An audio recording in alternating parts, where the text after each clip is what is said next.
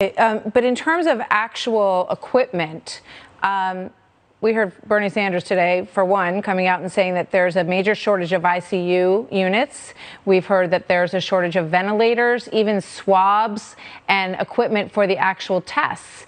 What's being done about that, and how concerned are you that when these numbers do start to rise, which Dr. Fauci has told us to expect, that there'll be enough ICU units, enough ventilators to help the people who do get sick in this country?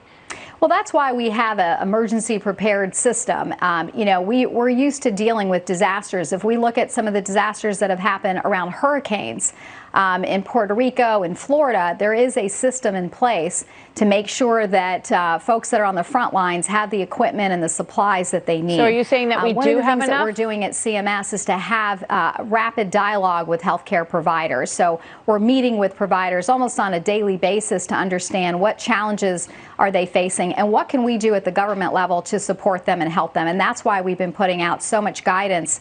It's based on these dialogues that we've been having with the healthcare community about the needs that they have. Yeah, I understand that. The other thing that we've really focused on is telehealth Will there be and making sure that people understand, hey, before you go into your doctor's office, you can call your doctor on the phone and have a discussion with them. And they can tell you whether you need to come in or not. And that's really important because we don't want to have people have to travel unnecessarily if they're not feeling well. No, absolutely. And if they come into a healthcare facility, they could also be putting others at risk. And so we're encouraging people to call their doctor in advance. Yes, and we're making sure that providers can use telehealth and telemedicine to serve their patients. We've made that point here quite a bit, and I think it's a very important point to make. But before I let you go, I want to ask you one more time.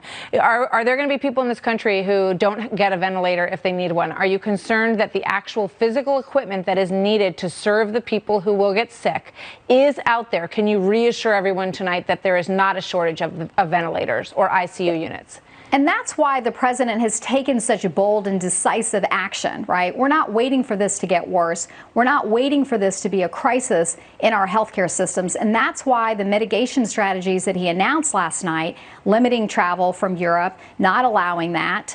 We've given travel advisories on cruise ships. That's why we're taking all of this action, because we don't want to put stress on the healthcare system.